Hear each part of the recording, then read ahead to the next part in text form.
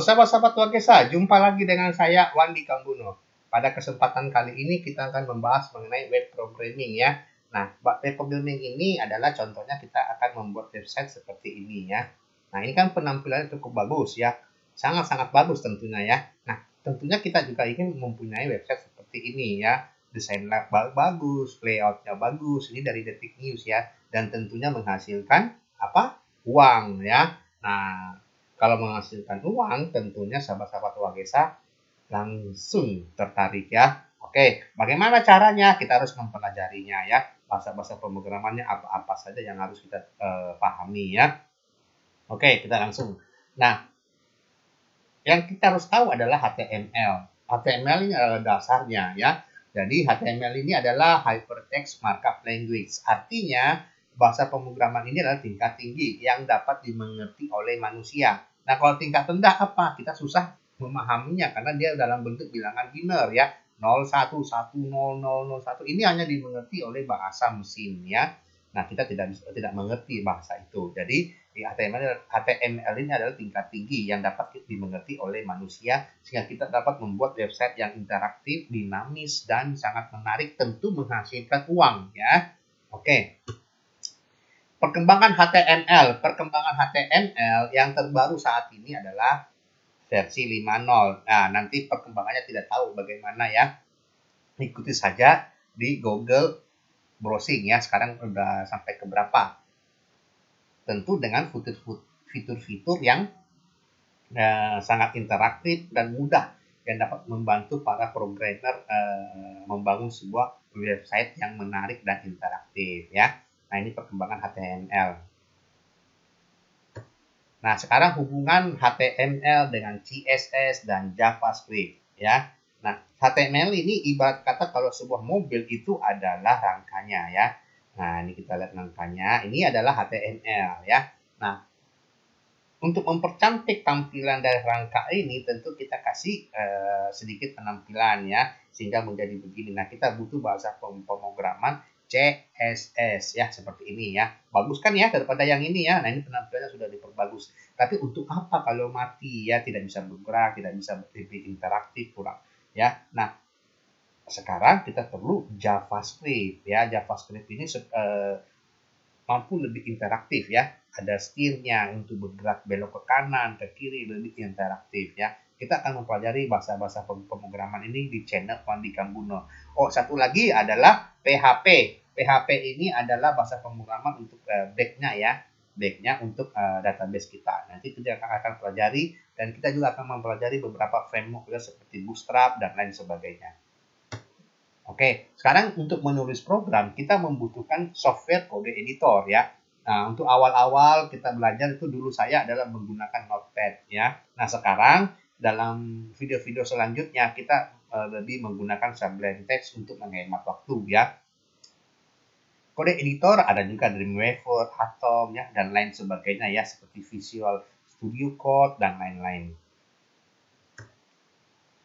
Format file bahasa pemrograman HTML itu adalah titik HTML ya. Jadi sahabat-sahabat Wagesa terima aja dulu ya. Nanti setelah teori kita akan praktek ya untuk lebih jelasnya ya. Terima aja dulu sahabat-sahabat Wagesa ya. Jadi format file bahasa pemrograman HTML saya ulangi adalah titik HTML ya. Oke, terima aja dulu. Nah, sekarang struktur dasar pemrograman HTML seperti ini ya.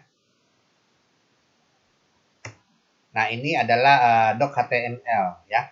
Kenapa harus ada doc HTML di sini? Karena adalah kita memberitahukan ke web browser tentang versi HTML yang akan kita tulis ya. Seperti sekarang ini adalah versi 5 ya. Nggak tahu nanti versi berapa lagi. Nah, oke. Ada juga di sini adalah HTML. Di sini apa sih fungsinya HTML ini ya? Nah, kode HTML ini adalah merupakan root atau akar dari sebuah dokumen HTML secara keseluruhan kita tulis di HTML ini ya. Terus ada lagi head ya, ini head. Ya, ini head. Mana? Head ya, ini head. Ya, oke. Apa sih head itu? Adalah wadah untuk menampung semua elemen head ya, seperti title dan meta ya ke dalam dokumen ya. Nah, seperti ini title. Di title ini kita mendefinisikan judul di toolbar browser ya. Nah, seperti ini menampilkan judul halaman di hasil pencarian search engine ya, menyediakan judul untuk halaman bila ditambahkan ke favorit. Nanti akan kita pelajari apa itu title ya. Apa itu meta? Meta itu adalah mendeskripsikan website kita di SEO ya, search engine option, sehingga tampil pertama ya. Itu fungsi daripada meta. Meta juga bisa berfungsi untuk keamanan ya website kita agar tidak dihack ya. Oke ya. Meta di video ini tidak kita akan bahas, kita akan bahas di video berikutnya karena itu lebih spesifik lagi ya. Ada SEO dan security-nya ya. Oke. Nah, di sini body. Nah, body ada tempat wadah yang digunakan untuk menulis kode isi dari halaman website ya. Nah, setiap tulisan yang kita tulis di sini itu akan ditampilkan di halaman browser dan audiens dapat melihatnya ya. Seperti pengaturan paragraf, pengaturan gambar, teks, pengaturan tombol dan lain sebagainya, itu akan ditampilkan di halaman website. Dan semua audiens bisa melihat ya. Oke, kita lanjut ya. Nah, istilah-istilah di dalam HTML. Nah, di sini sebelum kita memulai pemrograman, kita praktek pemrograman, kita harus tahu dulu apa itu tag. Nah, ini tag. Ya. Ini tag. Nah, tag ini ada tag pembuka, ada tag penutup ya. Kalau tag penutup berarti ditandai dengan slash ya. Kalau ini tidak ada tandanya ya. Nah, sekarang ada juga elemen. Elemen itu adalah segala sesuatu yang terdapat di dalam tag ya. Seperti ini tag ini nih. Tag penutup, tag pembuka, ini ada body. Nah, ini elemen ya. Jadi ini ada tag body, elemennya adalah body ya. Nah, ini. Terus ada lagi atribut. Atribut adalah kode yang digunakan dan mempengaruhi tampilan atau format setiap elemen di dalam tag ya. Nah, jadi atribut ini mempengaruhi elemen ya. Seperti sini ada elemen body ya. Ini adalah elemen body di sini ya. Nah, elemen body ini ditambahin dengan atribut style ya. Nah, setiap atribut itu mempunyai nilai.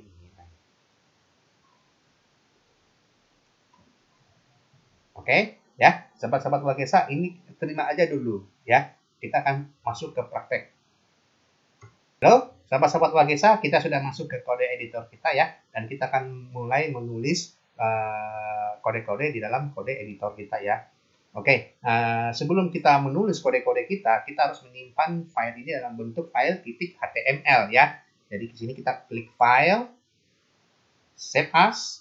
Nah, di sini kita tulis misalkan latihan pertama ya, titik html ya. Nah, ini titik html. Kita save. Ini ada muncul di sini ya. Nah, di sini kita sudah bisa menulis kode-kode program kita ya. Nah, kita ketikkan saja HTML ya, tag. Nah, ini dia. Ya. Nah, oke. Di sini tadi sudah dijelaskan ya mengenai apa tuh idoc HTML, dan saya tidak akan mengulang lagi. Kita akan mempraktikkannya saja ya. Nah, di sini ada title. Nah, title ini apa? Nah, kita langsung aja ya. Misalkan saya tulis latihan pertamaku ya. Nah, kita Ctrl S ya menyimpannya. Nah, di sini kita buka. Kita klik 2 kali saja. Nah, ini latihan pertamaku, ini kurang ya, kurang A. Nah, kita tambah, kita Ctrl S lagi. Ya, ini kita refresh. Ya, ini latihan pertamaku. Nah, oke, ini kan masih putih ya. Nah, di halaman website kita ini masih putih ya. Nah, kita misalkan mau menjadikan ini adalah menjadi warna merah misalkan ya. Nah, berarti kita tulis di sini ya. Kita tambahkan atribut. Atribut misalkan BG ya. Ini BG color. Kita tambahkan atribut dengan nilainya adalah red. Kita Ctrl S. Ya, kita refresh. Nah, ini muncul ya. Nah, di sini kita misalkan kasih paragraf ya, kasih paragraf P ya, paragraf, kita tekan tab, muncul paragraf. Nah, kita misalkan di sini sahabat ya,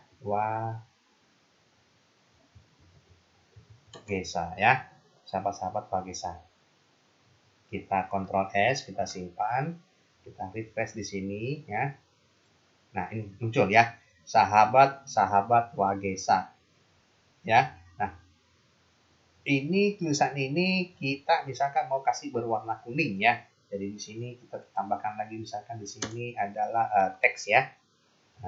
Kita tambahin atribut teks. Misalkan warnanya nilainya adalah kuning ya. Misalkan ya kita kontrol S. Nah, ini kita refresh. Nah, ini ya menjadi kuning. Nah, oke, sahabat-sahabat Wagesa, sampai di sini dulu perkenalan mengenai HTML, istilah-istilahnya apa yang kita butuhkan dalam menulis program ya. Dan kita akan lanjut ke video berikutnya ya. Oke, terima kasih. Sampai jumpa.